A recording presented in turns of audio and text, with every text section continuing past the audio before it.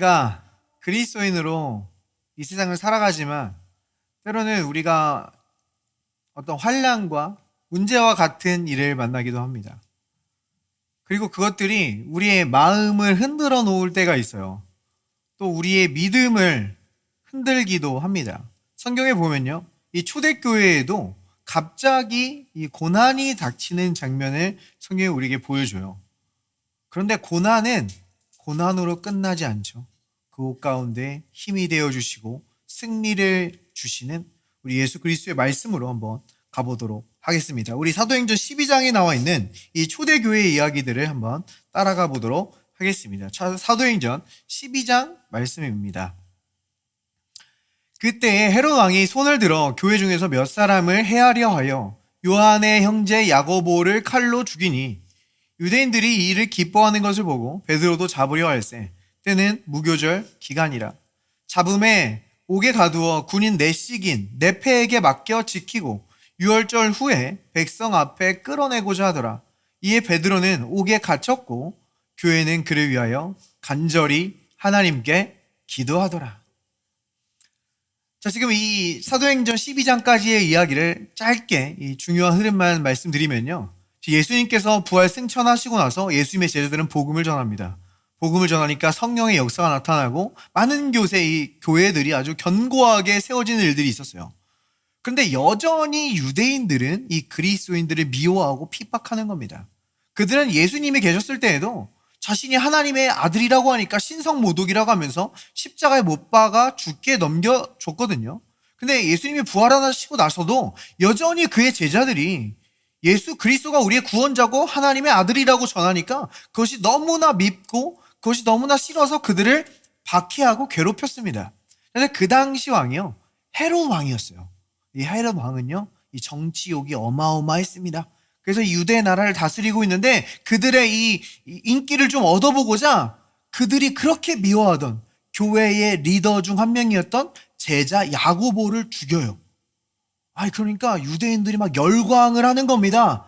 헤롯 왕은 거기서 끝나지 않죠. 이 정치적 야욕을 이루고자 한 발 더 나아갑니다. 이번에는 교회의 기둥이었던 제자 베드로까지 죽이려고 하는 거예요. 근데 때마침 무교절 기간인 겁니다. 명절 기간이어가지고 이 처형을 집행할 수가 없었어요.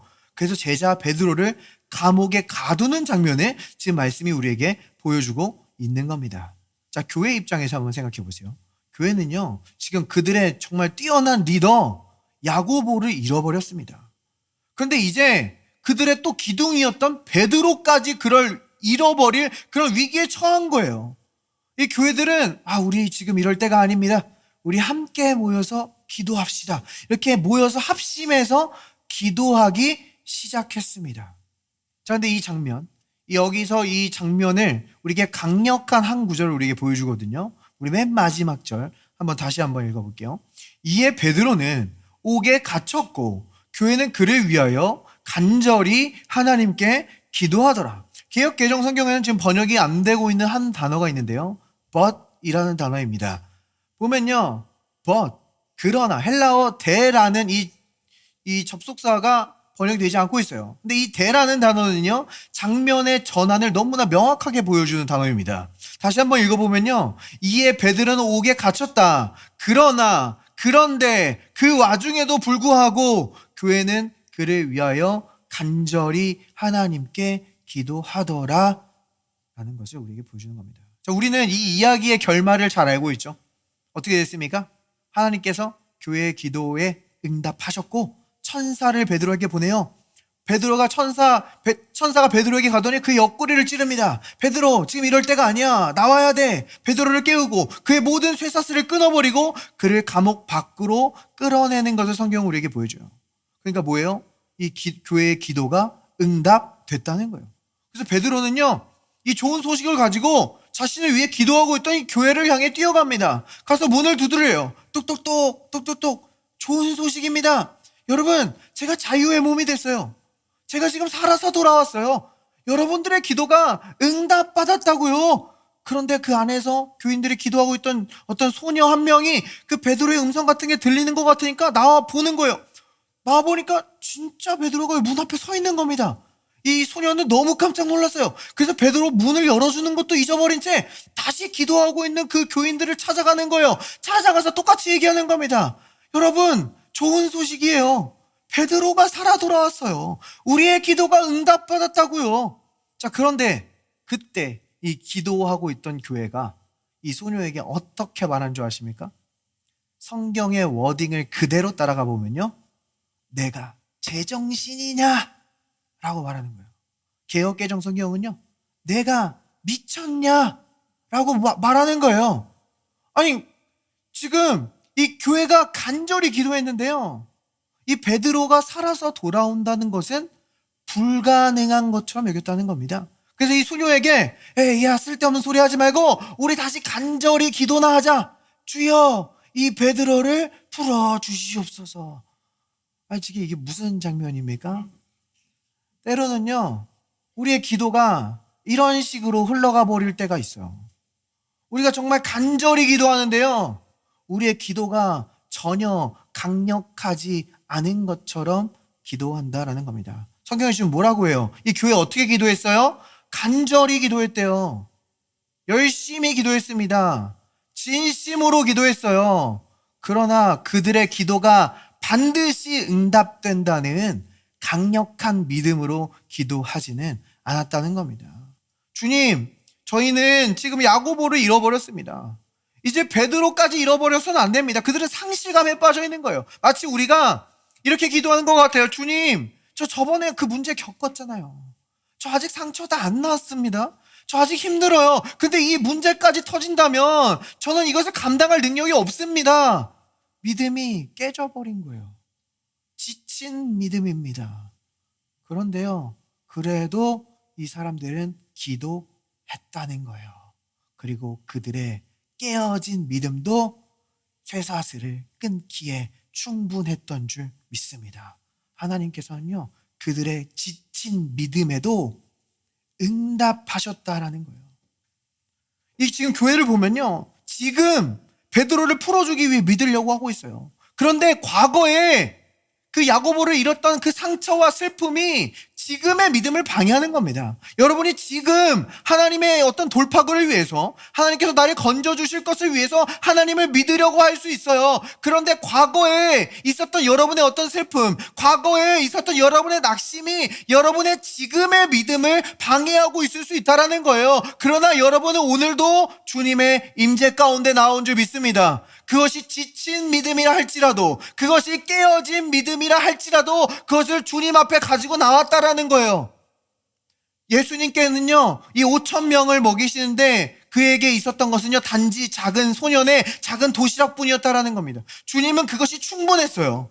하나님께서는요, 이스라엘 대적 미디안 대군을 물리치는데 기드온과 10만 대군이 필요하지 않았습니다. 단지 헌신된 용사 300명만 있었어요. 하나님께 그것은 충분했다라는 거예요.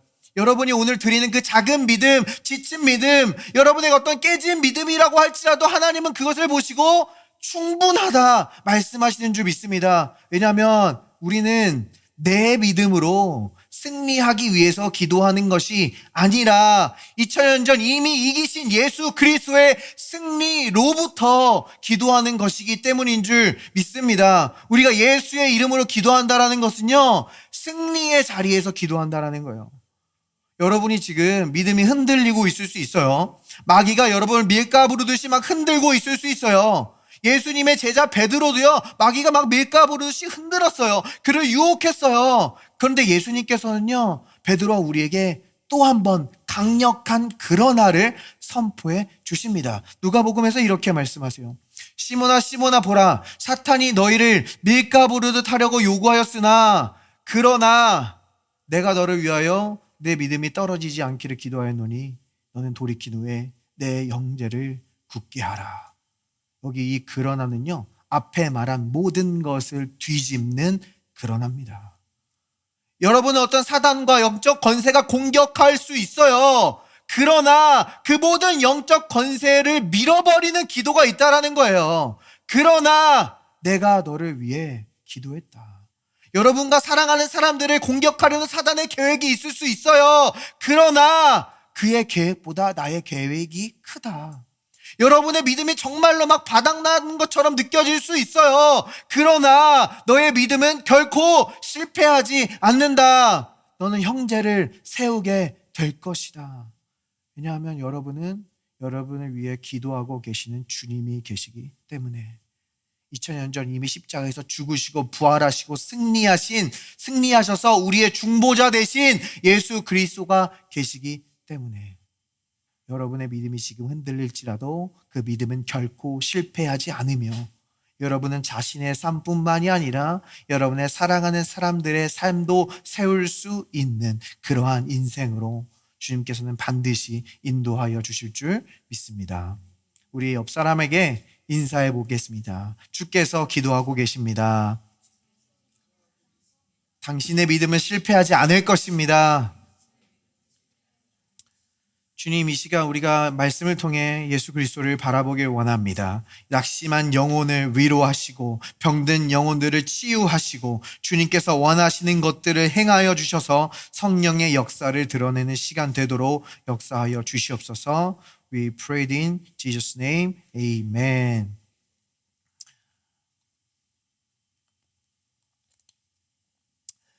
네, 오늘은요 저와 함께 그리스도인들이 겪는 이 문제나 고난에 대한 말씀을 좀 살펴봤으면 좋겠습니다. 우리가 예수 그리스도를 영접했고 우리가 구원 받았는데요. 이 세상에서 때로는 어떤 문제나 고난과 같은 일들을 마주할 때가 있습니다.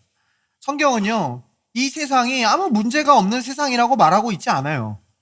이 세상에는 죄와 사망이 들어왔고요. 여전히 공중 권세 잡은 자 마귀가 존재하고 있습니다. 그래서 이 세상을 살아가는 그 어떤 사람들도 우리는 문제와 역경을 만날 수 있다는 거예요. 그런데요, 성경은요, 믿는 자들과 세상과는 완전히 다른 약속을 말해주고 있다는 것입니다. 세상은요, 문제가 그냥 문제일 수 있어요. 그러나 믿는 자들에게 그 모든 일들은 더 큰 축복으로 나아가는 디딤돌이 되게 하여 주시는 줄 믿습니다. 자, 안타깝게도 어떤 크리스천들은요, 우리 그리스도인들의 부르심이 고난이라고 얘기해요. 우리는 고난을 위해 부르심을 받았다. 저는 그러나 그런 성경적이지 않은 생각에 동의하지 않습니다. 우리는 고난을 위해 부르심을 받은 것이 아니라 영광을 위해 부르심을 받았으며, 그러나 이 세상에서 어떤 고난과 환난을 만날지라도 우리의 정체성을 바꿀 수 없다라는 것을 성경은 계속해서 우리에게 이야기하고 있는 겁니다. 자, 우리는 먼저 이 사도 바울이 로마서 5장에서 하는 말씀을 따라서 이러한 진리들에 대해서 한번 천천히 살펴보도록 하겠습니다. 로마서 5장 1절로 가볼게요. 그러므로 우리가 믿음으로 의롭다 하심을 받았으니 우리 주 예수 그리스도로 말미암아 하나님과 화평을 누리자. 자, 이것은요, 우리가 예수님을 영접했을 때 생기는 일들을 말해주고 있는 겁니다. 우리가 예수님을 믿고 영접한 순간 우리의 모든 죄는 그의 피로 씻긴 것이며 우리는 그리스도 안에서 하나님의 의가 된 줄 믿습니다. 의롭게 되고 구원받는 것은 오랜 과정이나 시간이 필요한 게 아니에요. 예수님을 믿는 즉시 우리는 구원받았으며 의롭게 된 줄 믿습니다. 자, 그러면 이 의롭게 된 자들이 누리는 혜택을 바울은 지금 뭐라고 얘기하고 있어요? 하나님과의 화평을 누린대요. 쉬운 말로 하면요, 하나님과 내 사이에 아무 문제가 없다는 겁니다. 이 관계에 어떤 장애물도 갈등도 어떤 전쟁도 없다는 거예요. 우리는 완전히 하나님 편에 서게 됐다는 겁니다. 그래서요, 로마서 8장 31절의 말씀이 우리의 삶의 실제가 되는 거예요. 만일 하나님이 우리를 위하시면 누가 우리를 대적하리요. 이것은요, 우리가 매일 아침 8시 31분마다 우리에게 알람 소리로 울려 퍼져야 될 줄 믿습니다. 아침마다 우리는 이러한 믿음으로 한 걸음을 내딛는 거예요. 만일 하나님이 나를 위하시면 누가 나를 대적하리요. 자, 이 하나님과의 화평이라는 것은요, 어떤 종교적인 아이디어나 개념이 아닙니다. 굉장히 실제적인 거예요. 자, 예수님께서 이 아담이 범죄했을 때 어떻게 됐어요? 이 세상에 죄가 들어오고 하나님과의 화평이 깨졌습니다. 죄 때문에 하나님과의 화평이 깨지니까 사망과 저주의 일들이 이 세상에 들이닥치게 된 거예요. 근데 예수님께서 우리 죄인의 자리에 서셔서 그 모든 사망과 저주를 담당하시고 그의 이름을 믿는 모든 자들을 의롭게 하시고 하나님과 화평케 한 줄 믿습니다. 그러니까 하나님과 화평케 되는 이 축복은요, 우리에게 주시는 단지 어떤 물질적인 축복과 뭐 그런 일반적인 축복과 비교도 할 수 없는 축복이라는 거예요. 하나님과의 화평은 모든 사망과 저주의 일들을 몰아내고 우리의 삶 속에 하나님의 온갖 선한 일들과 하나님의 어떤 생명에 속한 것들을 우리에게 끌고 오게 되는 것인 줄 믿습니다. 그래서요, 요한일서에 보면요, 우리 예수 그리스도를 믿는 자들은 그 아들 예수의 피가 우리를 모든 죄에서 깨끗게 한다라고 이야기해요. 모든 죄입니다. 과거, 현재, 미래의 모든 죄예요. 만약에 지금 우리에게 용서받지 못한 죄가 조금이라도 남았다고 여기는 순간 우리는 하나님과의 거리감을 낳게 됩니다. 하나님과의 화평을 누리지 못하게 되는 거예요. 그러므로 우리의 삶 속에 어떤 나쁜 일들이 일어날 것을 기대하게 되는 겁니다. 그러니까 우리가 정말로 죄 용서 받았음을 믿는 것이 너무나 중요한 게, 우리가 이 하나님과의 화평을 잃어버렸다고 느끼는 순간 이 사망의 일들과 마귀의 거짓말과 파괴적인 일들을 우리가 스스로 받아들이게 되기 때문입니다. 자, 그런데 정말 예수님께서 십자가에서 다 이루셨다고 말씀하셨을 때 그것이 정말로 다 이룬 것이라고 믿는다면, 정말로 나의 모든 죄를 용서했음을 믿는다면, 내가 의롭게 되었고 하나님과 화평케 되었음을 믿는다면 우리는 우리의 삶 속에 좋은 일들이 일어날 것을 기대할 수 있는 줄 믿습니다. 성경은 이것을 다른 말로 소망이라고 이야기하는 거예요. 이것을 사도 바울은 이어서 우리에게 설명해 주고 있습니다. 2절 보면요, 또한 그로 말미암아 우리가 믿음으로 서 있는 이 은혜에 들어감을 얻었으며 하나님의 영광을 바라고 즐거워하느니라. 우리가 들어감을 얻었다라고 말합니다. 이 말은 뭐예요? 이전에는 못 들어갔다는 거예요. 그곳은 막혀 있었고 우리가 그 자물쇠를 열 수 있는 열쇠가 우리에게 없었다라는 겁니다. 근데 예수님을 믿음으로 말미암아 우리는 이제 그 은혜의 자리에 들어가게 됐다는 거예요. 이전에는 죄인의 자리에 있었고 거절의 자리에 있었지만 이제 하나님의 특별한 은총을, 특별한 호의를 받는 자리에 서게 되었다는 겁니다. 그럼 이 자리에서 우리가 하는 게 뭐예요? 뒤에서 얘기하죠. 하나님의 영광을 바라고 즐거워하느니라. 원어적으로 하면 하나님의 영광을 소망하고 그것을 누리고 즐거워한다라는 의미입니다. 자, 그러면 하나님의 영광이 뭡니까? 우리가 하나님의 영광이 우리의 삶에 도대체 어떻게 나타나는 겁니까? 이 모세도요, 하나님께 말한 적이 있어요. 하나님, 제게 당신의 영광을 보이소서. 그러니까 하나님께서 어떻게 대답하셨어요? 나의 온갖 선한 것들을 내 앞에 지나가게 하리라.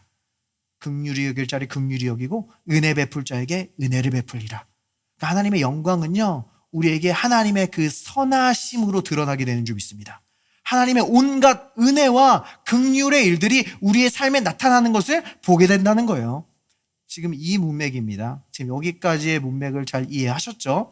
이 문맥 가운데서 바울은 바로 다음의 말을 하고 있는 겁니다. 이어서 3절에서 이렇게 이야기해요. 다만 이뿐 아니라 우리가 환난 중에도 즐거워하나니. 자, 보세요.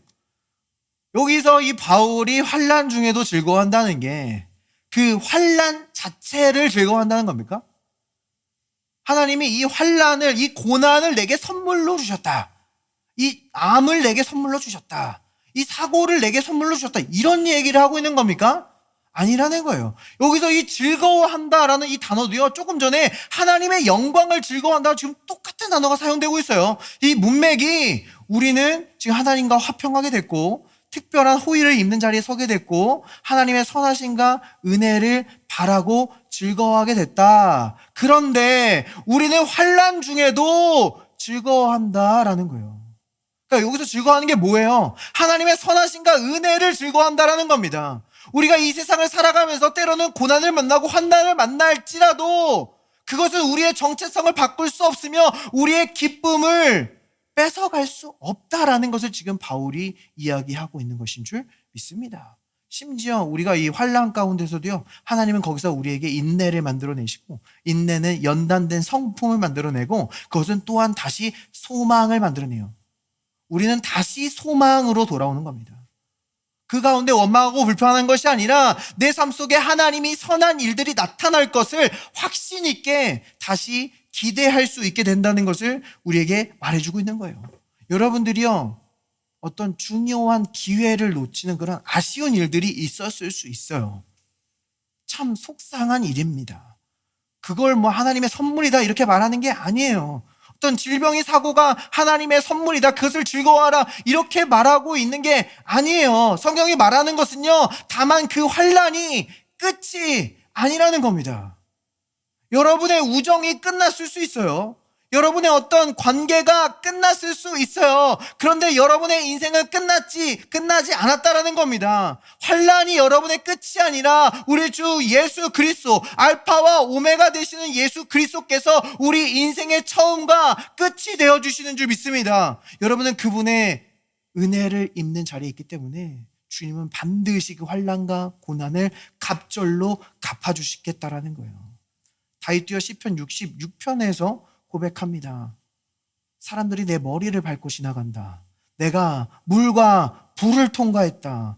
그러나 그의 고백이 거기서 끝나지 않아요. 어떻게 끝납니까?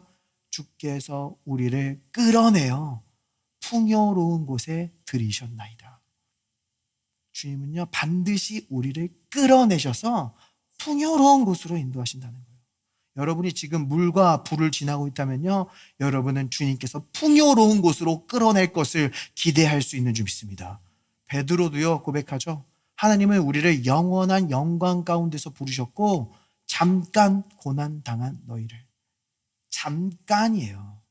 지나가는 겁니다. 거기 영원히 머무는 게 아니에요. 일시적인 겁니다. 지나가는 거예요. 그런 여러분들 향해 하나님께서 친히 온전하게 하시고 견고하게 하시고 강하게 하시고 털을 굳게 하시리라.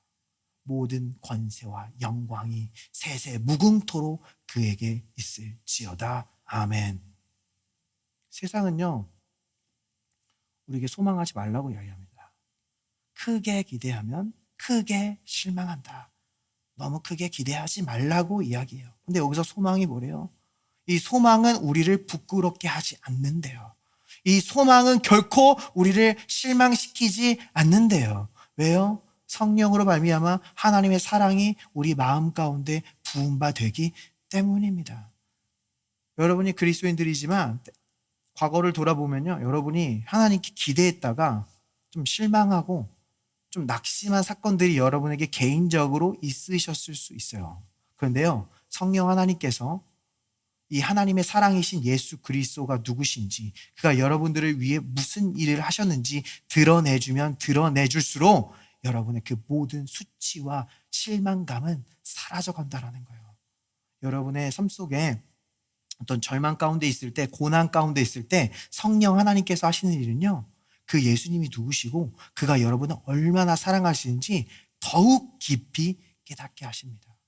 그러므로 우리가 계속 소망하고 결코 실망하지 않도록 우리를 인도해 주시는 거예요. 성경에도 보면요, 하나님의 사람들 중에 어떤 고난과 역경을 통과한 사람들을 우리에게 보여줍니다. 대표적으로 다윗이 있죠. 다윗은 어떤 역경과 고난이 있었으나 성경은 그가 위대한 왕으로 살아갔음을 우리에게 보여주고 있어요. 그럼 다윗은 이 고난과 역경을 도대체 어떻게 통과한 겁니까? 다윗은요, 그의 말년에 인생을 되돌아보면서 이 하나님을 찬양하는 이 노래를 작성하는데요, 그는 마지막에 이렇게 고백하는 것을 보게 돼요. 사무엘서 말씀입니다. 주께서 또 주의 구원의 방패를 내게 주시며 주의 온유함이 나를 크게 하셨나이다. 주의 온유함이 나를 크게 하셨나이다. 주님의 어떤 강인함과 어떤 장엄함이 아니라, 주님의 어떤 진노와 심판이 아니라 주님의 온유함이 나를 크게 했다, 나를 위대하게 했다라고 지금 고백하고 있는 거예요. 그런데 성경에서요, 이 온유함이란 단어의 어근을 살펴보면요, 때로는 이 온유하다는 의미가 있지만 때로는 겸손하다로도 번역이 되고요, 때로는 우리가 육체적으로 실제로 낮아지고 고난받고 박해받고 역경을 경험하는 것을 의미하기도 합니다. 그러니까 우리 주님께서, 그 하나님이신 예수님께서 그의 시선으로 봤을 때 마치 먼지와 같은 그 다윗의 눈높이로 자신을 친히 낮추신 그 그리스도의 사랑이 다윗을 위대하게 했다라고 지금 여기서 고백하고 있는 거예요. 그러니까 성경에서 말하는 온유함이라는 것은요, 단지 어떤 무기력하고 소극적인 부드러움을 말하는 게 아닙니다. 강력한 힘인데 통제된 힘을 말하는 거예요. 하나님께 완전히 맡긴 바 되어서 내가 스스로를 증명할 필요가 없고 내가 스스로를 높일 필요가 없는 상태를 말하는 겁니다. 세상에서 남성성을 이야기할 때 뭔가 좀 더 자기를 과시하고 공격적인 성향을 이렇게 설명하는데요. 성경에서 보면요, 남자 중에 남자, 누구보다도 전쟁을 많이 치렀고 많은 고난과 환난을 역경을 이겨낸 다윗이 지금 뭐라고 고백한다고요? 주의 온유함이 나를 크게 했다. 그가 주의 온유함을 깨닫게 될 때 그 고난과 환난과 역경에서 벗어나 내 삶이 위대하게 되었다라고 고백한다는 겁니다. 오늘 이 시간 여러분이 어떤 고난과 역경을 지나가고 있다면 성령께서 주의 온유하심을 보게 하시고 깨닫게 하심으로 여러분을 위대한 인생으로 인도하여 주실 줄 믿습니다. 자, 재미있게도요, 이 다윗의 삶을 보면요, 여기에 우리의 낮아지신 왕, 겸손의 왕, 예수 그리스도의 모습을 우리 너무나 분명하게 살펴볼 수가 있습니다. 우리 예수님께서는요, 왕으로 나신 아기라고 성경에 말하거든요. 보통 왕실에서 아기가 태어나면 뭡니까? 왕자죠. 왕자가 자라야 이제 다스리는 왕이 되는 겁니다. 근데 예수님은요, 왕으로 나셨다라고 이야기해요. 그러니까 겸손하게 자신을 낮추셨지만 실질적으로 다스리는 권위가 있는 왕임을 우리에게 보여주고 있는 겁니다. 근데 다윗도 보면요, 다윗은 꼬마였어요. 소년이었어요. 그런데 아무도 넘어뜨릴 수 없는 거인 골리앗을 쓰러뜨립니다. 자이언트 슬레이어라고 우리에게 말해주고 있어요. 그러니까 이 겸손의 왕으로 오신 우리 예수님의 모습을 굉장히 잘 보여주고 있다는 거예요. 자, 그러면 다윗이 이 골리앗을 어떻게 쓰러뜨렸습니까? 아마 교회 다니지 않는 사람들도 다 알 거예요. 달리앗이 물맷돌을 던졌고 돌을 맞았고 거인은 쓰러졌다. 할렐루야. 아주 간단한 장면입니다. 근데 이 사무엘서 17장을 살펴보면요, 58절이에요.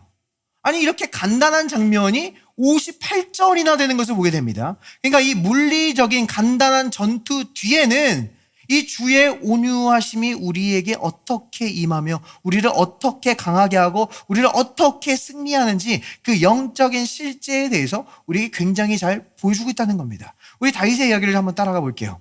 이 다윗은 그럼 이 승리의 장면에 어떻게 도착하게 된 겁니까? 성경은 말하기를 그가 아버지의 심부름을 하러 왔다라고 이야기하죠. 이 심부름, 굉장히 사소해 보이는 일일 수 있습니다. 근데 우리가 삶을 보면요, 굉장히 사소해 보이고 중요해 보이지 않는 일이 굉장히 중요한 일이며, 우리가 내가 크게 놀랬고 엄청 큰 일인 줄 알았으나 사실 별거 아닌 일들을 우리는 인생에서 발견하곤 합니다. 우리 그리스도인들에게는 더욱 그러해요. 이 다윗에게도요, 이 도시락 배달은요, 큰 의미를 가지고 있었다라는 거예요. 이 문맥을 보면 이 도시락 배달하기 바로 전에 어떤 일이 있었냐?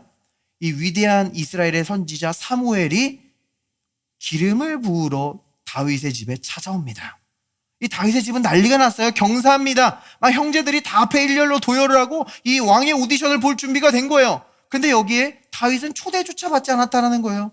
다윗 그 꼬마, 에이 설마 그게 왕이겠어? 다윗은 부르지도 않았습니다. 그런데 결국 하나님께서 어떻게 하셨습니까?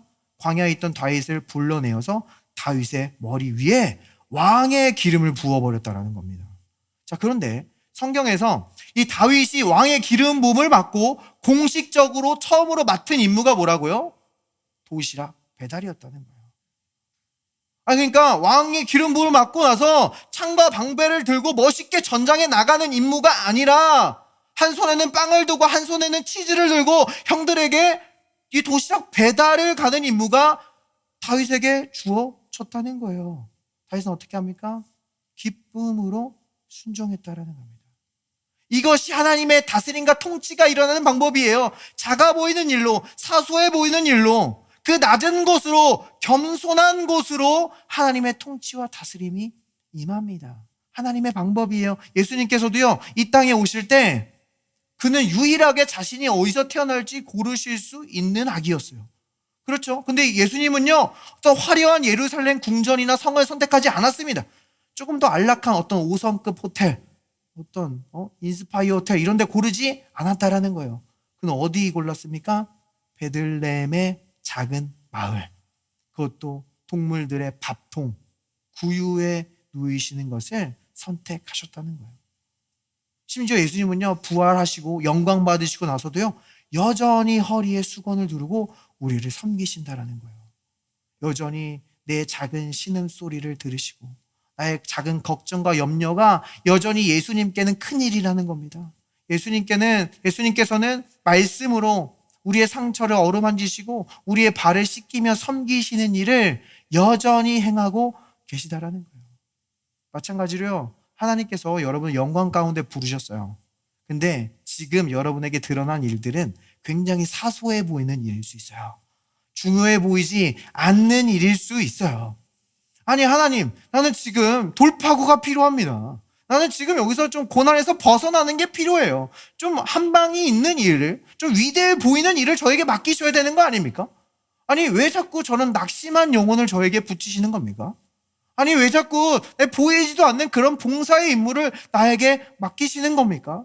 주님, 제가 정말 여기서 벗어날 수 있는 소망이 있는 겁니까? 여러 가지 의심의 일들이 내게 들이닥칠 수 있어요. 그냥 성경 우리에게 분명히 얘기합니다. 작은 날의 일이라고 멸시하는 자가 누구냐? 우리가 잘 알고 있듯이요, 큰 문은요, 작은 힌지 하나로 돌아가게 됩니다. 모세는요, 작은 지팡이로 큰 홍해 바다를 열었어요. 다윗의 이 겸손한 한 걸음이 이스라엘을 구원하는 영광의 자리로 다윗을 인도한 줄 믿습니다.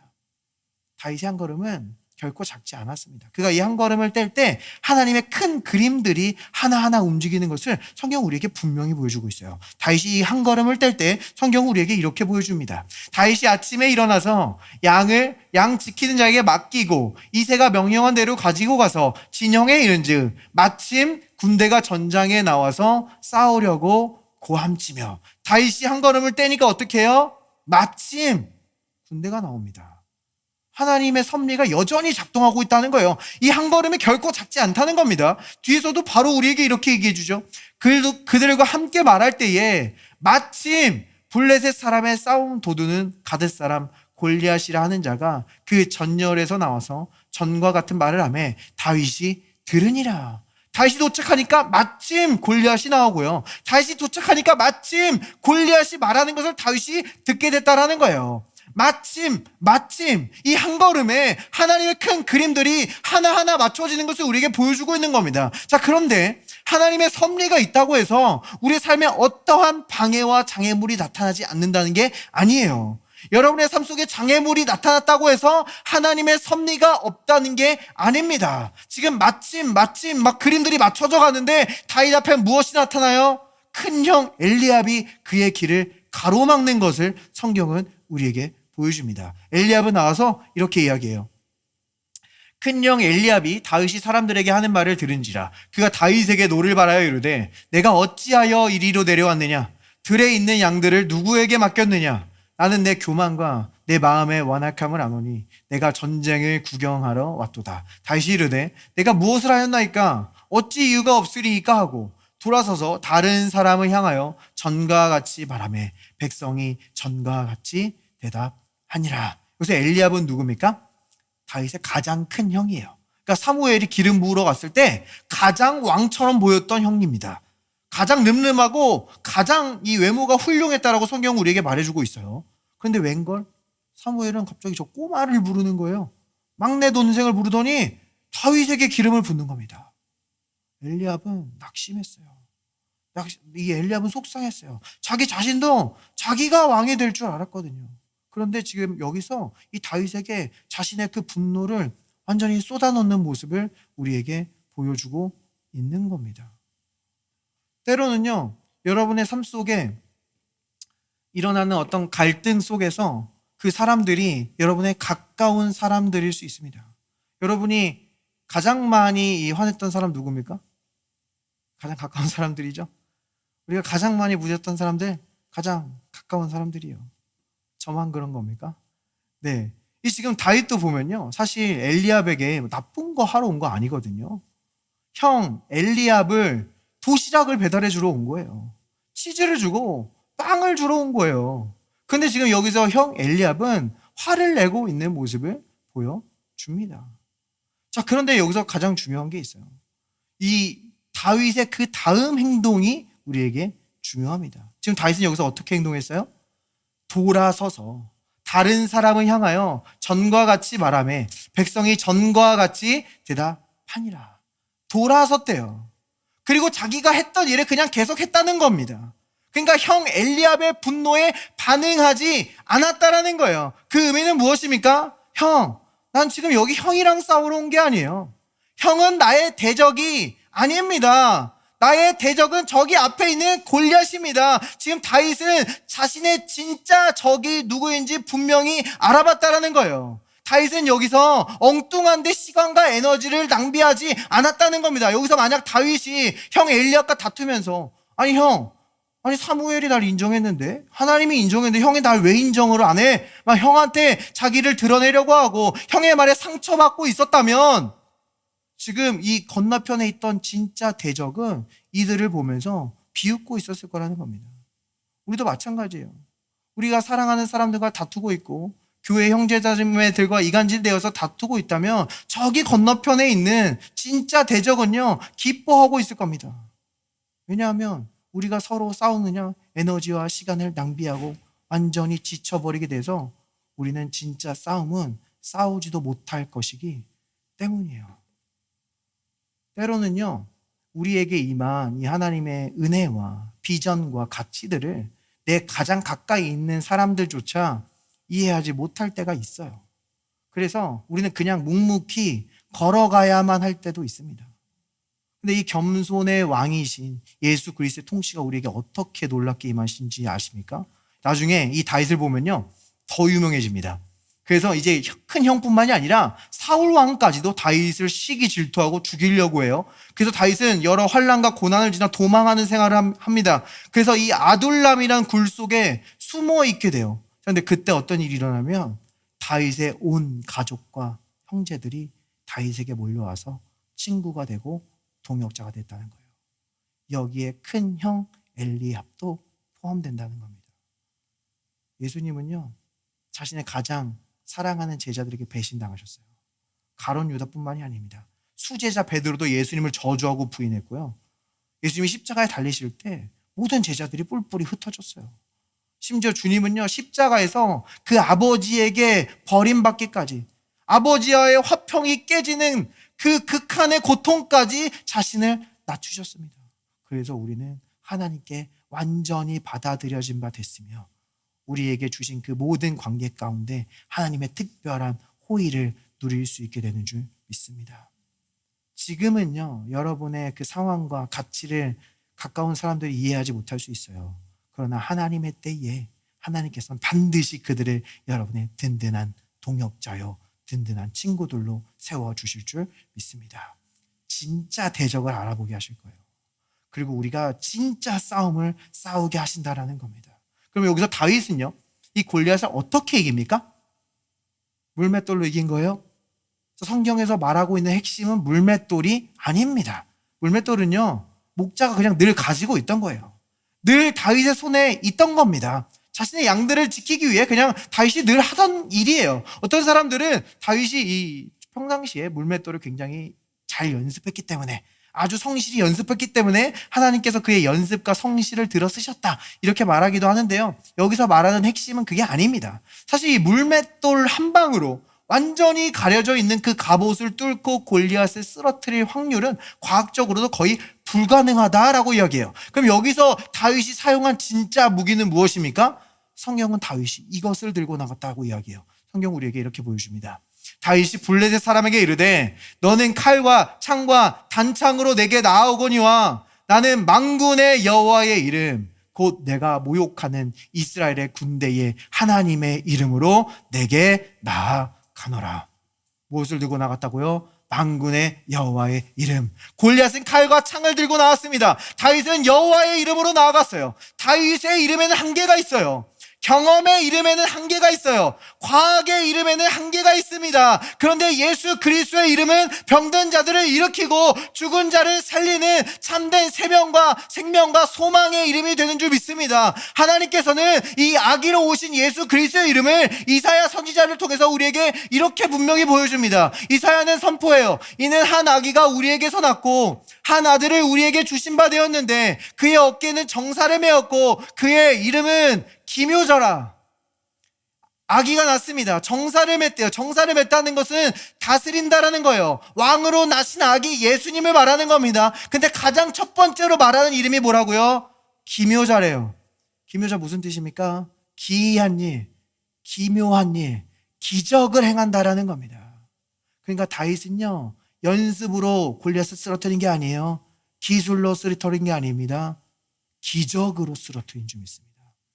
기적이 하나님께서 역사하시는 방법이에요. 예수님께서는요, 기적적으로 동정녀 마리아에게 잉태하셨고요. 예수님은 기적으로 나병 환자를 치유하셨고요. 예수님은 기적으로 5,000명이 넘는 사람을 먹이시고 기적으로 부활하셨다라는 거예요.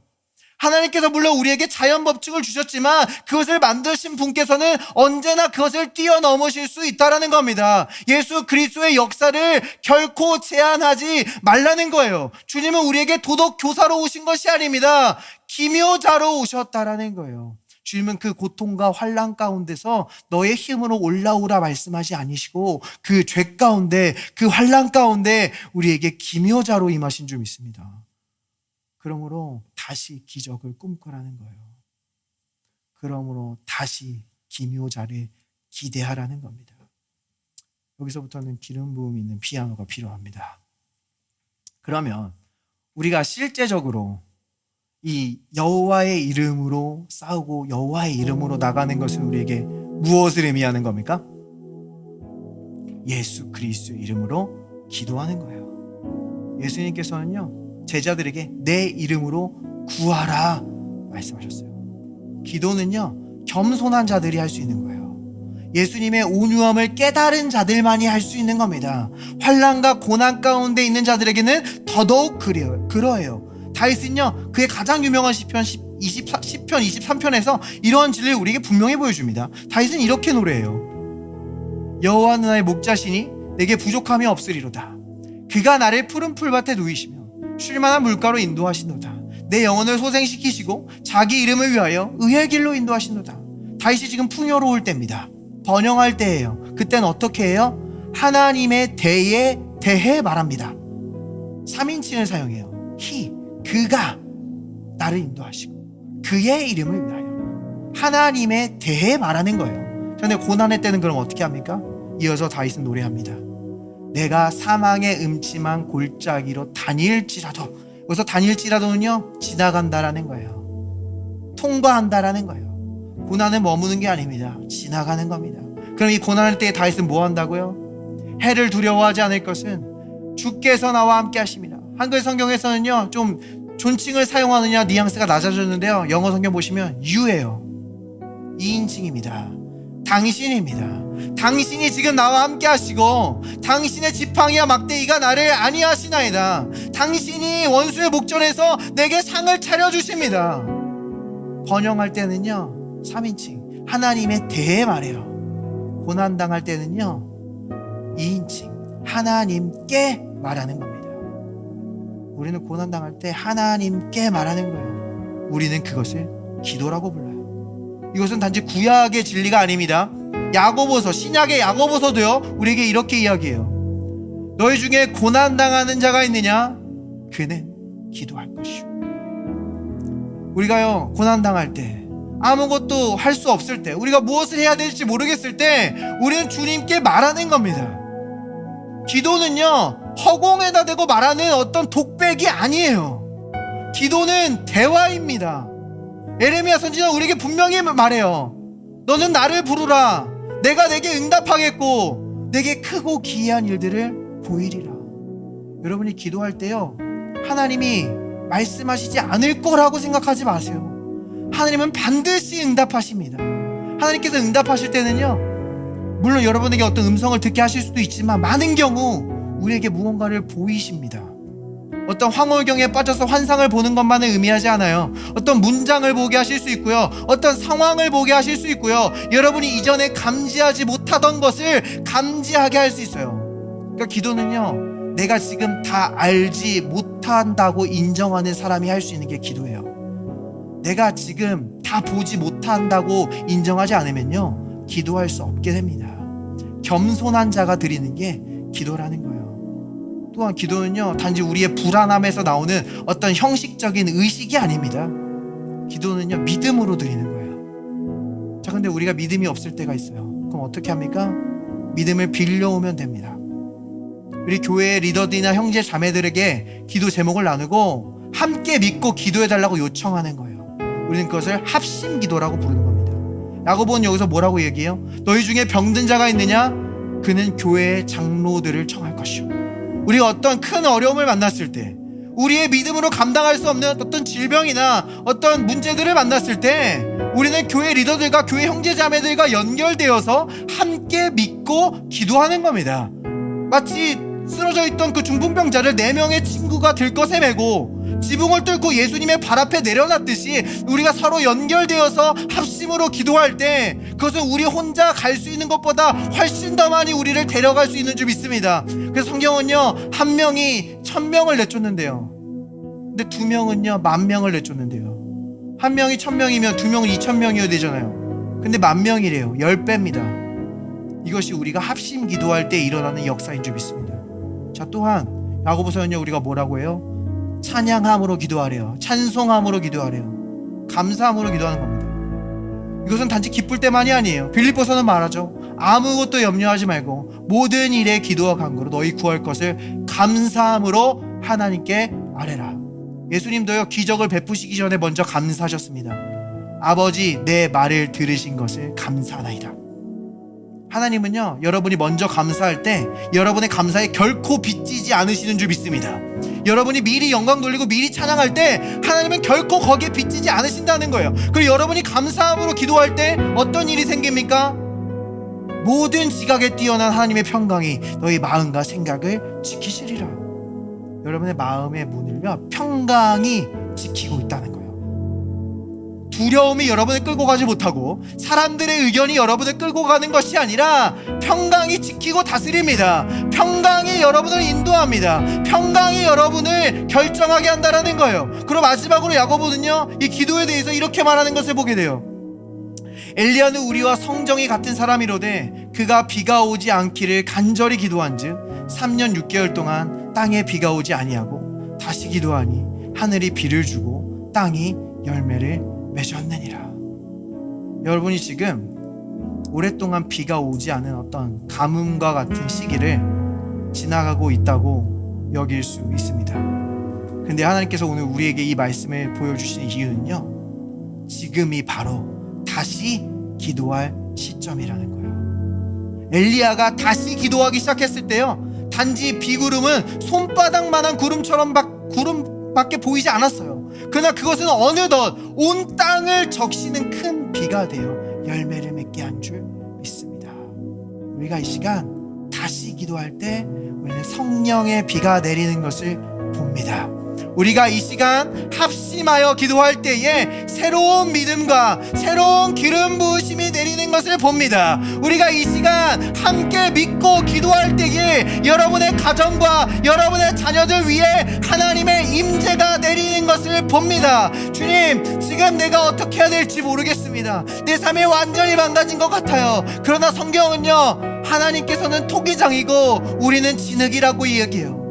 이 토기장님께 나아가면요, 하나님은 언제나 우리를 새로운 그릇으로 빚으실 수 있다라는 겁니다. 하나님이 원하시는 대로 빚으실 수 있습니다. 이 시간 우리는 예수 그리스도의 이름으로 나아갑니다. 주여 예수 그리스도의 이름으로 명하노니 모든 머리 위에 있는 과거의 수치는 떠나갈지어다.